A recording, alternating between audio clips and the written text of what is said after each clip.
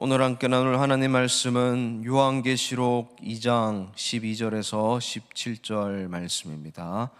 이 시간 함께 나눌 하나님 말씀은 요한계시록 2장 12절에서 17절 말씀입니다. 한 절씩 교독하시고 마지막 17절 합독하겠습니다. 버가모 교회의 사자에게 편지하라. 좌우에 날성검을 가지신 이가 이르시되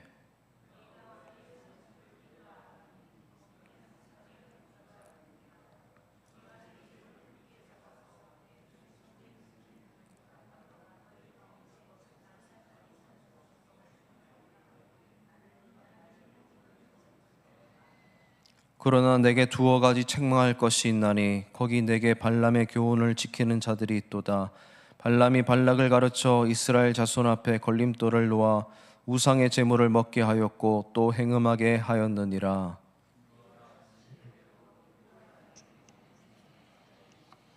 그러므로 회개하라. 그리하지 아니하면 내가 내게 속히 가서 내 입의 검으로 그들과 싸우리라.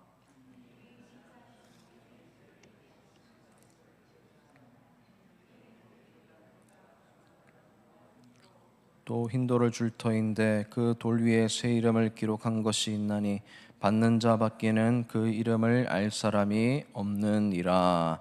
아멘.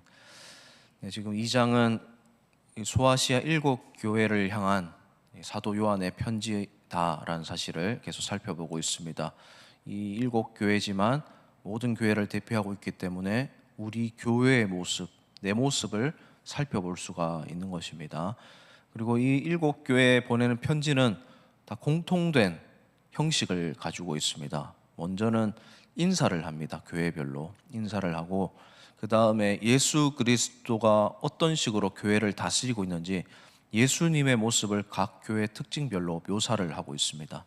그리고 나서 칭찬을 하고 책망을 하고 또 그에 대한 권면을 합니다. 그리고 마지막에 약속을 하면서 각 교회를 향한 편지가 이런 식으로 공통적으로 다 쓰여져 있다는 것입니다. 오늘은 버가모 교회를 향한 편지입니다. 지난번 시간에는 에베소, 서머나 교회를 향한 편지를 살펴봤습니다. 지금 이 편지를 보내는 순서는 이 지도로 볼 때 서쪽에서 동쪽으로 가는 순으로 기록되어 있다라는 것도 말씀드렸습니다. 그래서 에베소와 서머나 교회는 해안가 쪽입니다. 해안가 쪽에서 서서히 이제 내륙으로 들어오고 있는 상황입니다. 버가모는 그러니까 이제 내륙에 있는 큰 도시였다고 보시면 되겠습니다. 자, 12절 말씀 제가 다시 읽겠습니다. 버가모 교회의 사자에게 편지하라. 좌우에 날성검을 가지신 이가 이르시되. 이 버가모라는 도시에 대해서 잠시 살펴볼 필요가 있습니다. 역사가 굉장히 오래된 도시였습니다. 그리고 해발 300m 정도 되는 바위산 위에 세워진 웅장한 도시였습니다.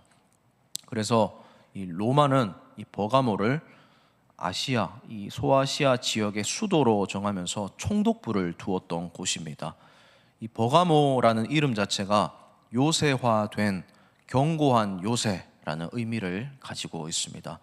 여기에는 발굴을 해보니까 엄청난 유적들이 많이 나왔는데 20만 권 이상을 갖춘 큰 도서관, 그리고 조각품들이 전시되어 있는 예술관, 그리고 의학 교육기관이 거의 2000년이 넘은 곳에 발견되었다고 합니다.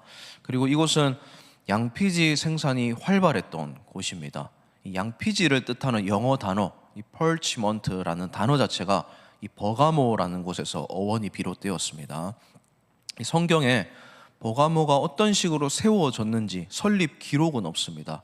근데 한 가지 추측해서 알 수 있는 것은 이 사도 바울이 에베소 지역에 복음을 전할 때 이 사도행전 19장 10절에 보면 아시아 지역 사람들이 복음을 들었다라는 구절이 있는데 아마 에베소에서 복음을 전할 때 들었던 이 사람들이 자기 고향으로 돌아가서 버가모 지역 사람들이 자기 고향에서 세웠던 교회였지 않았을까, 이렇게 충분히 추측이 가능합니다.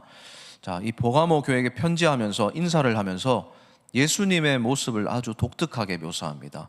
이 12절 중간에 보니까 좌우에 날성검을 가진 이라고 예수님을 묘사하고 있습니다. 예수님이 검을 가지고 있습니다. 이 검을 가지는 용도는 두 가지입니다. 한 가지는 외부의 적과 싸우기 위해서입니다. 주님이 영적인 전투를 검을 가지고 하고 계신 것입니다. 그리고 두 번째 이유가 있습니다. 바로 내부의 잘못된 이 세포들, 이 세력들, 죄 이런 것들을 수술하기 위해서 검을 가지고 계시는 모습이라고 보시면 되겠습니다. 둘 다 있었습니다. 당신은 외부의 핍박도 있었고 내부에 잘못된 점들이 있었다는 겁니다. 이 검은 한 가지를 상징합니다. 바로 말씀입니다. 주님이 말씀을 가지고 교회를 든든히 지키고 있는 모습을 이렇게 표현하고 있습니다. 말씀을 가지고 영적인 전투를 지원하고 계십니다. 그리고 죄를 수술하기 위해서 말씀을 가지고 교회를 새롭게 하십니다. 여러분, 우리도 마찬가지입니다. 이 시대의 교회도 주님이 말씀을 가지고 교회를 다스리고 계십니다. 말씀으로 세상과 싸우도록 말씀을 선포해 주고 계시고, 말씀으로 나의 죄를 정결하게 하는 능력을 우리한테 베풀어 주십니다. 그래서 교회들을 보면 문제가 없는 교회는 이 땅에 없습니다. 그런데 문제가 되지 않는 교회들이 있습니다. 그런 교회들을 보면 말씀이 제대로 선포되고 있는 것입니다. 이런 저런 일이 생길 때 말씀이 선포되면서, 진리가 선포되면서 신묘막측하게 그 일들을 넘어가는 교회들이 있습니다. 그런데 말씀이 살아있지 않는 교회들을 보면 별것 아닌 문제인데 엄청나게 핵폭탄 같은 문제가 되곤 합니다. 그러니 말씀이 해결해 준다라는 겁니다. 말씀으로 깨우치고, 말씀으로 회개하고, 말씀으로 다시 생각하고 용서하고 이해하게 되면서 문제가 되지 않는 교회들이 있다라는 것입니다. 우리 사랑하는 세관교회 성도님 여러분, 우리 교회가 이런 주님이 좌우의 날성검을 가지고 다스려 주시는 그런 교회가 되어가기를, 그리고 계속해서 그런 교회로 남아있기를 주님의 이름으로 먼저 축복을 드립니다. 13절 말씀입니다. 내가 어디에 사는지를 내가 아노니 거기는 사탄의 권자가 있는 데라. 내가 내 이름을 굳게 잡아서 내 충성된 증인 안디바가 너희 가운데 곧 사탄이 사는 곳에서 죽임을 당할 때에도 나를 믿는 믿음을 저버리지 아니하였도다. 네. 이제 인사를 했고 그리스도의 모습을 묘사했고 이제 칭찬을 합니다. 교회를 향한 칭찬이 나옵니다. 칭찬을 하는데 버가모 교회가 어느 곳에 위치했는지 그것을 딱 지적하고 있습니다. 버가모 교회가 사탄의 권자가 있는데 있었다라는 겁니다. 사탄의 권자라는 표현은 사령부, 죄악의 중심지 이런 뜻으로 생각하시면 되겠습니다. 이 버가모라는 도시 자체가 그런 도시였습니다. 이 버가모는 황제 숭배, 로마 황제의 숭배의 거의 본거지였습니다. 그리고 건축, 문화, 예술 이런 것들이 발달해 있었는데 다 우상 숭배와 관련이 있는 곳이었습니다. 여기서는 이 신전 안에 가이사, 이 로마 황제 신상을 분양해 놓고 가이사님이 내 주님이십니다라는 고백을 하도록 시민들에게 강요를 했습니다. 그리고 여기에는 의료의 신당이 있었고 뱀의 형상을 만들어서 숭배하고 있었고, 우리가 잘 아는 그 로마 신화에 나오는 신들의 이름, 미네르바, 비너스, 바카스, 제우스 이런 신들의 신제단이 곳곳에 있는 그런 도시였습니다. 그리고 이런 곳이었기 때문에 지금 사탄의 권자가 있는 곳에 교회가 위치했다라고 말씀하고 있는 것입니다. 이런 곳에 교회가 있다는 것 자체가 얼마나 큰 기적인지 모릅니다. 그런데 오늘날도 마찬가지입니다. 지금 이 시대의 교회도 사실은 사탄의 권자가 있는 곳에 위치해 있습니다. 세상이 얼마나 죄악으로 가득 차 있는지 모릅니다. 세상에 사탄의 사령부들이 곳곳에 있습니다. 여러분, 오늘날 사실은 교회가 숫자로 보면 한국 교회가 정말 많지 않습니까? 교회를 향해서 참 말들이 많습니다. 교회가 이렇게 많은데 왜 세상이 변하지 않느냐? 왜 이렇게 죄가 가득하느냐? 부끄러운 점도 있습니다. 그런데 한 가지 알아야 할 것이 있습니다. 원래 교회는 그런 곳에 있어야 되는 것입니다. 세상이 점점 선해지고 세상이 점점 하나님을 알아가는 역할을 위해서 이곳에 있지만, 사실은 원래 세상은 그런 곳이기 때문에 치열하게 교회가 세워졌을 때부터 싸워 나가야 하는 역할로 교회가 있다라는 사실입니다. 이 창원 땅에도 아마 그런 기류들이 있을 겁니다. 불교, 무속신앙, 그리고 유교적인 문화, 그런 것들과 늘 싸워 나가는 역할로 교회가 세워져 왔고, 특별히 한국 교회는 이런 무속신앙, 미신신앙과 늘 싸워 왔습니다. 그러니까 늘 교회는 세상과 밀접하게 이런 영적인 전투를 하는 곳에 위치해 있었다라는 겁니다. 여러분, 이런 것들로부터 잘못되었던 시대가 중세 시대 때 교회였습니다. 이 중세 시대 때 유럽의 교회를 보고 암흑기라고 표현을 하는데, 그 이유가 바로 이런 것입니다. 자신들만의 신앙을 지키기 위해서 교회가 세상으로부터 동떨어져서 지냈던 시대가 있었습니다. 수도원을 산속 깊은 곳에 지어놓고 거기서 자기들끼리 신앙을 지켰던 시대가 있었습니다. 그때는 정말 신앙의 암흑기였습니다. 세상에 들어와서, 그리고 세상 사람들과 치열하게 내 신앙과 함께 이 현실을 살아가면서 현실과 신앙의 괴리를 겪으면서 말씀을 가지고 그 아둥바둥 살아가는 그런 성도들이 세상으로부터 멀어져 있으니까 세상이 영적인 암흑기가 찾아오게 되는 겁니다. 여러분, 우리가 그런 귀한 역할로 부름받았다는 사실을 꼭 기억하시길 바랍니다. 이 세상에 사탄의 유혹들이 넘쳐납니다. 그런데 우리는 이 안에서 살아가야 됩니다. 직장에서 신앙생활하는 그리스도인으로 살아가야 됩니다. 비그리스도인들이 가득한 곳에서 학교를 다녀야 되고, 거기서 사업을 해야 되고, 이 나라에서 신앙을 지키면서 교회의 등불을 밝히면서 살아가야 하는 것입니다. 원래 이 세상은 죄악으로 가득 찬 곳이었고, 우리가 그곳에서 빛의 역할로, 소금의 역할로 부름받았다는 사실을 꼭 기억하시길 바랍니다. 그런 곳에 버가모 교회가 세워졌고, 버가모 교회가 그 역할을 잘 감당하고 있었기 때문에 이렇게 칭찬을 받고 있는 것입니다. 기독교인은 세상으로부터 도망치는 존재가 아닙니다. 오히려 그런 곳에서 투쟁하면서 믿음을 지키는 영적인 군사가 그리스도인이다라는 사실을 꼭 기억하시길 바랍니다. 그리고 지금 버가모 교인들이 또 칭찬을 받는 곳이, 이유가 형제 자매들이 순교할 때도 믿음을 저버리지 않았다라고 말씀하고 있습니다. 이 안디바라는 이름이 중간에 나옵니다. 말씀해 보니까 안디바가 죽었을 때에도 믿음을 지켰다라고 칭찬받고 있습니다. 이 안디바는 성경의 다른 본문에는 나오지 않지만 다른 자료들을 찾아보면 그 우상 숭배를 끝까지 거부하다가 화형당했던 이 초대교회 순교자의 인물 중에 하나로 알려져 있습니다. 그래서 충성된 증인이라는 표현이 붙어 있는 겁니다. 이 증인은 순교자라는 표현입니다. 이 믿음을 안디바처럼 끝까지 지킨 버가모 교인들이 있었기 때문에 칭찬을 하고 있습니다. 여러분, 이렇게 목숨을 걸고 신앙을 지켰던 시대가 있었습니다. 정말 끝까지 신앙을 지키기 위해서 치열하게 사탄의 권자와 싸우는 교인들이 지켰던 시대가 초대교회의 시대입니다. 우리는 어떻습니까? 이 시대에 정말 목숨을 걸고 신앙을 지키고 예배를 지키고 있습니까? 근데 좀 코로나 이후에 더 강화되었긴 했지만 안타까운 점은 한 가지는 분명히 있습니다. 오늘날의 교인들 중에는 목숨을 걸고 예배를 지키지 않는 자들도 있다는 사실, 우리는 돌아보아야 됩니다. 조금만 아픈 것 같으면 교회를 안 나오는 분들이 있습니다. 그리고 조금만 컨디션이 좀 떨어지는 것 같으면 영상으로 시청하겠다 바로 마음 먹으시는 분들이 있습니다. 그리고 뭔가 가족 계획이 우선일 수도 있고, 자녀에게는 학업의 계획이 우선일 수도 있습니다. 여러분, 이 시대는 그런 시대가 아니었습니다.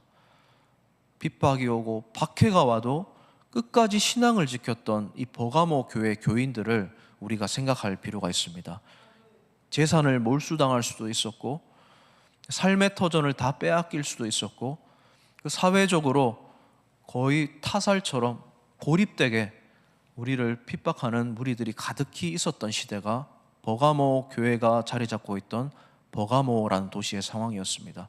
여러분, 우리도 이런 초대교회 교회의 신앙의 모습을 생각하면서 신앙을 회복하게 되시기를 주님의 이름으로 진심으로 축복을 드립니다. 끝까지 목숨을 지키면서, 목숨을 다해서 교회를 지키고 신앙을 지키고 예배를 지키는 우리 세광교회 성도님들 되시기를 다시 한번 주님의 이름으로 축복을 드립니다. 어떻게 이런 신앙이 가능할까요? 어떻게 이런 사탄의 권자가 가득한 곳에서 목숨을 걸고 신앙을 지킬 수 있을까요? 버가모 교회 교인들이 이렇게 신앙을 지킬 수 있었던 이유는 한 가지가 있습니다. 13절 말씀해 보니까 내 이름을 굳게 잡아라고 말씀하고 있습니다. 예수님의 이름을 굳게 붙잡고 살았다라는 겁니다. 붙잡는다라는 말은 의지한다, 신뢰한다라는 뜻이 있습니다. 예수님 바라보고 예수님 의지하고 예수님께 맡기고 신뢰할 때 환난 가운데에서도 승리할 수 있었던 것입니다. 사랑하는 성도님 여러분, 우리도 예수님의 이름 굳게 붙잡고 신앙을 잘 지키는 성도님들 되시길 바랍니다. 예수님 바라보고 의지하고 신뢰하고 이번 한 주간도 살아가시길 바랍니다. 자, 이어서 14절, 15절 말씀을 이어서 제가 다시 읽겠습니다. 그러나 내게 두어 가지 책망할 것이 있나니 거기 내게 발람의 교훈을 지키는 자들이 있도다. 발람이 발락을 가르쳐 이스라엘 자손 앞에 걸림돌을 놓아 우상의 제물을 먹게 하였고 또 행음하게 하였느니라. 이와 같이 내게도 니골라당의 교훈을 지키는 자들이 있도다. 이제 책망을 합니다. 칭찬 다음에 책망이 나온다고 말씀드렸는데, 이런 교회에도 책망할 것이 있었습니다. 두어 가지 책망할 것이 있다라고 말하는 것은 조금 있다라는 겁니다. 이 가시적인 지상교회는 완전한 교회가 있을 수가 없습니다.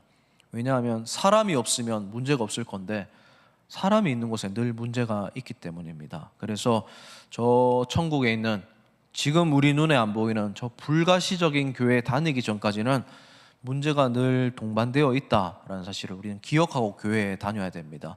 근데 그 문제를 문제되지 않게 하는 것은 주님의 말씀이다라는 사실을 기억하셨으면 좋겠습니다. 이 버가모 교회도 문제가 서너 가지 있었습니다. 여기서 밝히는 그 문제는 아주 심각한 문제처럼 보입니다. 근데 우리가 한 가지를 기억할 필요가 있습니다. 이 초대 교회의 교인 수가 과연 몇 명이나 되었을까요? 에서보두, 사빌라 이 7교회에 편지를 하고 또 성경에 보면 여러 교회들에게 편지를 하는 사도 바울도 있고 그러는데, 이 초대교회에 보면 성도 수가 엄청 많은 것처럼 느껴집니다. 그런데 그렇지 않습니다. 대부분 10명 미만이었습니다. 아주 작은 개척교회 수준이었어요. 그러니까 한두 명만 문제가 있어도 이 문제가 큰 것처럼 보이더라라는 겁니다. 이 버가모 교회도 마찬가지였습니다. 수적으로 보면, 지금 우리 시선으로 보면 굉장히 작은 교회입니다. 그런데 그게 원래 교회의 모습이었습니다. 자, 이 작은 허물 하나도 그대로 두어서는 안 되는 상태인 것입니다. 그래서 교회 안에 어떤 자들이 있었냐면 발람의 교훈을 지키는 자들이 있었다라고 말씀합니다. 이 발람이라는 사람은 출애굽 시대에 등장하는 인물입니다. 이 모압 왕 중에 발락이라는 사람이 있었는데, 이 발락 왕이 이스라엘 백성들이 대규모가 출애굽해서 가나안 땅을 건너는 걸 보고 회방을 하고 싶었습니다. 그래서 당시 그 지역 근방 선지자 중에 발람이라는 사람이 있었습니다. 이 발람을 사주해서 이스라엘 백성들에게 저주를 선포하라고 사주를 하고 돈을 줍니다.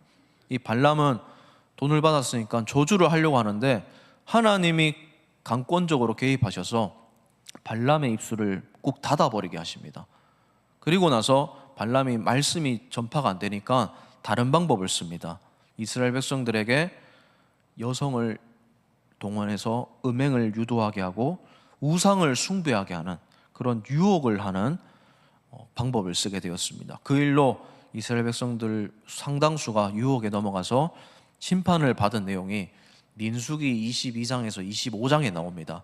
자, 그 역사적인 사건이 있었기 때문에 이스라엘 백성들은 그 뒤로부터 발람이라고 하면 악과 불순종을 조장하는 사람, 선한 사람들을 유혹하는 사람, 이런 표현을 쓸 때 대부분 발람이라는 표현을 쓰곤 했습니다. 그래서 지금 그런 발람의 교훈을 따르는 사람들이라고 말하는 것은 교회 안에 잘못된 교리를 믿으면서 주변 사람들에게 전념을 시키는 사람들을 말하고 있는 겁니다. 그런 사람들이 교회 안에 있었다는 겁니다. 그리고 15절에 보니까 이 사람들이 누구인지 나옵니다. 바로 니골라 당의 교훈을 따르는 사람들이라고 말을 합니다. 이 니골라 당의 교훈은 지난번 시간에도 말씀드렸던 적이 있는데, 육체적인 것은 무조건 악하고 영적인 것은 무조건 선하니까 영적인 것을 추구해야 된다라고 말하면서, 이건 영적인 것이니까 괜찮습니다라고 말하면서 자유의지를 가지고 죄를 짓고 유혹을 하는데 굉장히 뛰어났던 사람들을 가리킵니다. 그런 사람들이 있었습니다. 율법을 멋대로 해석해서 죄를 지어도 죄가 아닌 것처럼 여기게 만드는 사람들. 자, 그런 사람들이 이 초대교회에 있었는데, 그런 사람들과 발람의 교훈을 따르는 사람들이 무리를 지어서 교회 안에 있었다라는 겁니다. 자, 그러니까 교회의 분위기가 얼마나 엉망이었겠습니까? 꼭 그런 사람들은 당을 지어서 활동을 합니다. 막 목소리를 하나로 맞춥니다. 그래서 세력이 커지는 것처럼 보입니다. 자, 그런 사람들을 가만히 두었기 때문에 지금 사도 요한이 그 사람들과 빨리 선을 긋고 그 사람들을 도려내든지 회개시키든지 하라라고 하면서 주님이 요한을 대신해서 책망을 하고 있는 장면입니다. 자, 그러면 나머지 사람들은 어떻게 살아가야 될까요? 이제 권면을 하기 시작하는데, 그런 사람들이 교회 안에 있을 때 행동 지침이 나옵니다. 자, 16절 말씀입니다. 그러므로 회개하라. 그리하지 아니하면 내가 내게 속히 가서 내 입의 검으로 그들과 싸우리라. 아멘. 회개하라 라고 합니다. 회개하지 않으면 예수님이 직접 와서 싸우겠다고 하십니다. 여기서 그들은 발람의 교훈 그리고 니골라 당의 교훈을 따르는 사람들을 한꺼번에 말하는 겁니다. 회개하라는 것이 무엇입니까? 구별되게 살아라 라는 겁니다. 거기랑 한 마음이 되지 말라는 겁니다. 빨리 벗어나서 너희만큼은 다르게 살아라, 끊어라 라고 하고 있습니다. 그렇게 하지 않으면 같이 심판받겠다라고 말씀합니다. 죄와 절대로 어울리지 말라는 주님의 지침입니다. 사랑하는 성도님 여러분, 우리도 살아가다 보면 그럴 수 있습니다. 내가 아니라 주변에 어떤 사람들이 당을 지어서 주님의 뜻을 반하는 행동을 할 때가 있습니다. 소명의식을 흐려버릴 때가 있어요. 되게 그 목소리가 커 보이고 세력이 되게 커 보입니다. 그런데 거기에 우리가 넘어가서는 안 됩니다. 잘못되었을 때는 회개하고 끊어버리고 나는 다르게 살아가야 된다는 겁니다. 내가 다르게 살아가야지 심판의 자리에서 내가 벗어날 수 있고 공의의 하나님, 사랑의 하나님으로 내가 하나님을 만날 수가 있는 것입니다. 우리 사랑하는 성도님 여러분, 혹시 주변에 니골라 당의 교훈, 발람의 교훈처럼 나를 은근슬쩍 유혹하는 세력들이 있습니까? 그 세력들로부터 단번에 끊어내시는 주님의 길을 따르시는 우리 성도님들 되시기를 다시 한번 주님의 이름으로 축복을 드립니다. 자, 17절 말씀입니다. 제가 읽어드리겠습니다. 귀 있는 자는 성령이 교회들에게 하시는 말씀을 들을지어다. 이기는 그에게는 내가 감추었던 만나를 주고 또 흰돌을 줄 터인데 그 돌 위에 새 이름을 기록한 것이 있나니 받는 자밖에는 그 이름을 알 사람이 없느니라. 아멘. 이제 약속을 하고 있습니다. 두 가지 약속을 합니다. 첫 번째는 감추었던 만나를 주시겠다라고 합니다. 이렇게 회개하고 그 사람들과 교제하지 않고 끊어버리고 살아가면, 다르게 살아가면 만나를 주시겠다고 합니다. 이 만나는 40년 동안 이 출애굽 생활을 할 때 이스라엘 광야 땅에 하나님이 은혜로 주셨던 신비로운 양식이었습니다. 하늘의 양식이었어요. 그러니까 만나는 하늘로부터 내려오는 영혼의 양식이었습니다. 주님이 이것을 약속하고 있습니다. 신앙을 순결하게 지키는 사람들에게 알 수 없는 신묘막측한 하늘의 은혜를 내려주시겠다라고 합니다. 여러분, 우리가 살아가면서 신앙을 지킬 때 바로 이것을 누릴 수가 있습니다. 은혜를 누릴 수가 있어요. 은혜는 설명이 안 되는 개념입니다.